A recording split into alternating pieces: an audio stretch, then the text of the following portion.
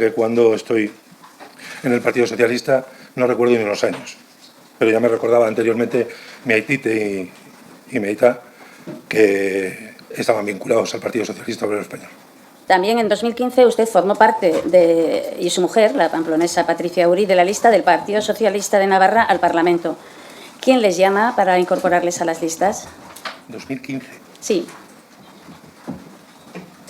¿Usted considera que Santos Cerdán puede ser su mentor o su padrino político? Me acojo a no declarar, es mi derecho. ¿Y cuándo fue la última vez que habló con el señor Santos Cerdán? Me acojo a no declarar, es mi derecho. ¿Y quién le ofrece trabajar en el Ministerio de Transportes? ¿Lo tengo que repetir siempre, señor presidente? ¿Quién le ofreció a colaborar en la campaña de las primarias socialistas en 2017? ¿Y qué funciones realizó durante esa campaña? Y también nos interesaría saber si en algún momento hizo de chofer para el señor Sánchez. ¿Y por qué cree que tuvo tanta confianza el señor Sánchez en usted para la custodia de los avales en las primarias? ¿Por qué cree que le nombra consejero de Administración de Renfe Mercancías en 2019 y a su época de consejero de Puertos del Estado en 2019? Y de momento, usted comienza a realizar funciones como consejero de mascarillas de todo el ministerio. ¿Cómo trata con funciones de gestión de empresas si la empresa se llega a la Secretaría como sus funciones cargos?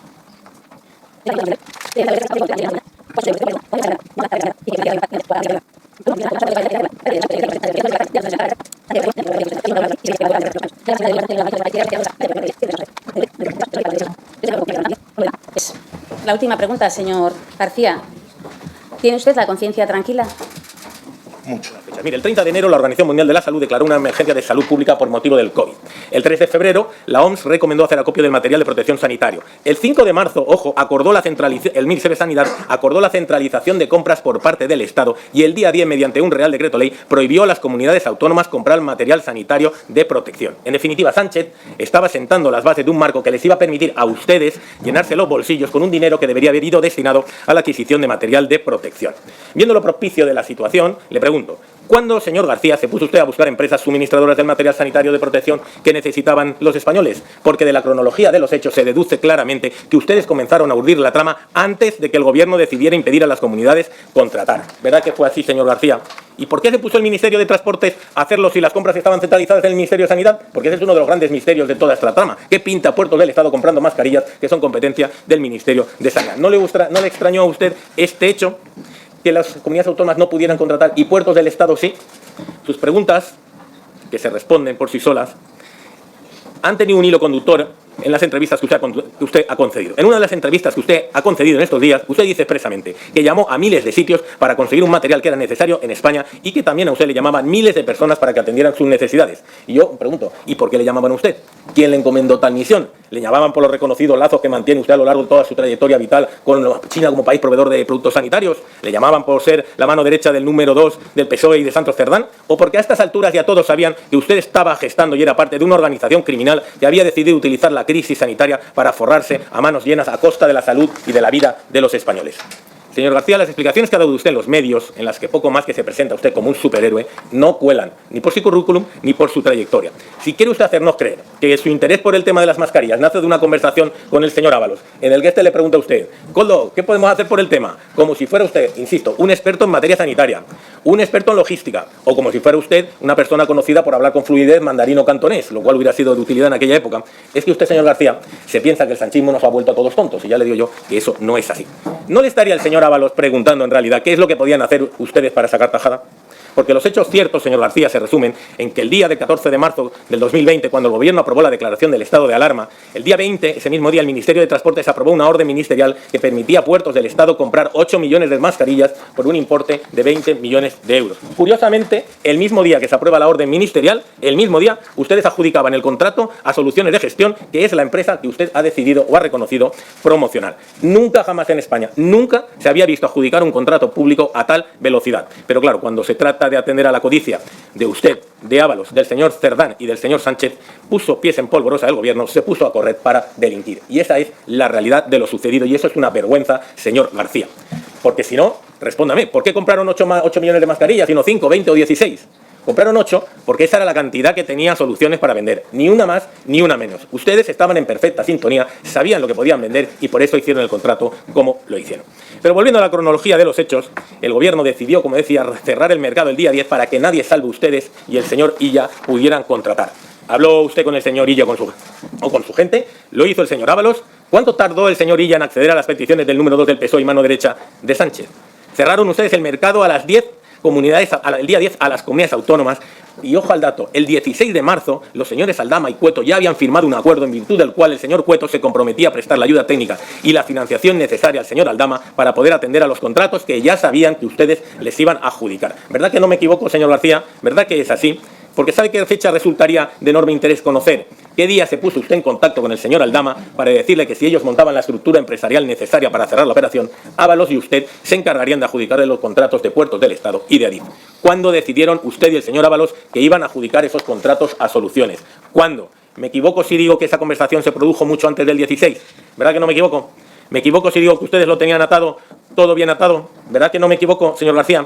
¿Me equivoco si digo que fue el señor Ábalos quien apoyó con su enorme peso político dentro del PSOE la prohibición de contratar que el Ministerio de Sanidad impuso a las comunidades autónomas el día 10 para poder así campar ustedes a sus anchas? ¿Verdad que no me equivoco, señor García? Señor García, pertenece a usted a la peor clase de personas que puedan existir en una sociedad. Pertenece usted a esa clase de hombres sin alma capaces de aprovecharse de las desgracias de las personas y de hacerlo sin ningún tipo de escrúpulo y después irse a celebrarlo atiborrándose a marisco para luego irse al Rancés o donde ustedes consideran que deben terminar las grandes celebraciones. Personalmente que creo que cuando la UCO habla de organización criminal, que cuando la Fiscalía habla de organización criminal y que cuando el magistrado habla de organización criminal, pequeño me parece el calificativo para definir lo que hacían ustedes en realidad. Gente sin alma, capaces de todo. Señor García, siguiendo con lo dicho usted en sus declaraciones a los medios, usted ha manifestado que llegó a tener hasta 38 ofertas de empresas suministradoras de material sanitario. Y que usted, que se califica a sí mismo, leo entre comillas, soy simplemente un chico de los recados que cumple muy bien las directrices, usted reconoce que es la persona que decide cuál de esas 38 empresas era la mejor, cuál era la más fiable y cuál era la más adecuada para ser contratada por la administración y cuál era la mejor empresa a la que confiar la vida y la salud de los españoles. Usted, de esas 38, usted, ¿cómo? ¿Con qué criterios? ¿Por qué? ¿Usted, de verdad? Dice usted que por lo de las mascarillas no irá a la cárcel y digo yo que a poca justicia que haya, usted no debería salir jamás de la cárcel después de haber depositado la vida y la salud de las personas como españoles, como en manos de personas como Aldama y como Cueto. Y si me equivoco, corrígeme.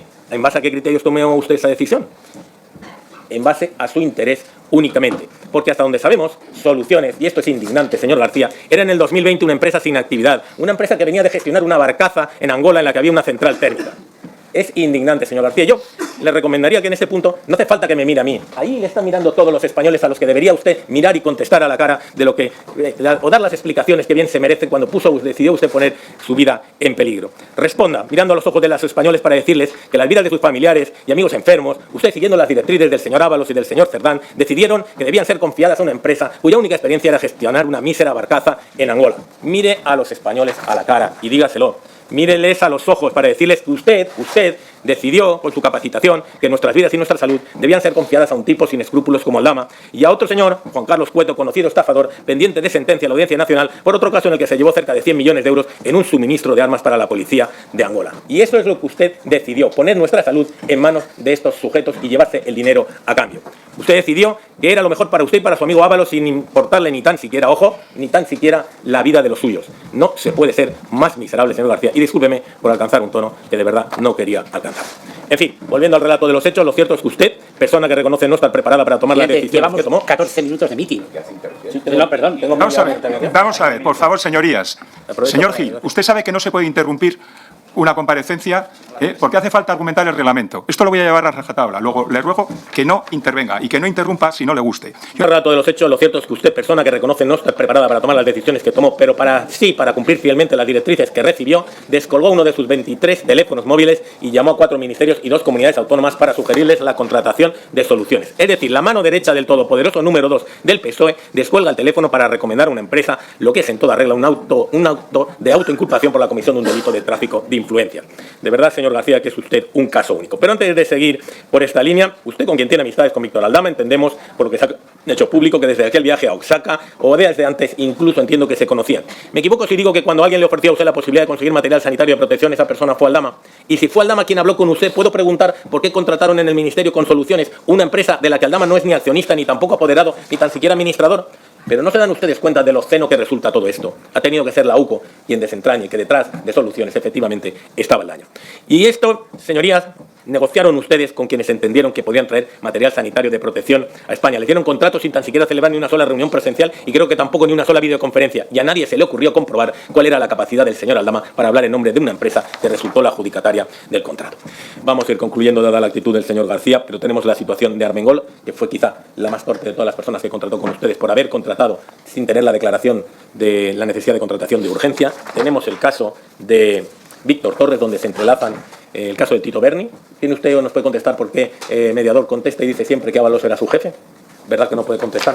Ahí se entrelazan ambos casos, el del Tito Berni y el de que está siendo objeto de investigación. Ha dicho usted que no hablaría de caso del sí ni muerto y nos preguntamos por qué. Probablemente porque aquella noche no solo entraron maletas con dinero que probablemente se repartieron todos ustedes, sino que salieron maletas de dinero también, probablemente pertenecientes a esa trama de blanqueo que utilizan desde Venezuela y que termina en ese santuario que el Partido Socialista convirtió a la República Dominicana, que es el caso de que les afecta y de donde estaban blanqueando ustedes capital. Y en relación con lo que es su incremento de capital, la UCO lo detalla muy claro. Hay años donde usted ingresaron 450.000 euros y en los que apenas sacó 200 euros del banco y fue capaz usted de liquidar una cantidad de dinero impensable para cualquier ciudadano y de préstamos y de liquidar préstamos hipotecarios. Todo esto, señor García, lo iremos planteando a lo largo de los trabajos de esta comisión. Estamos convencidos que esta comisión servirá también para aclarar cómo intermedió usted en el nombramiento de Rubén, el comandante que fue destinado como agredor interior en Venezuela. Hemos pedido las cintas de lo que sucedió aquella noche en Barajas. Vendrá y comparecerá el jefe superior de policía de Canarias, a la sazón comisario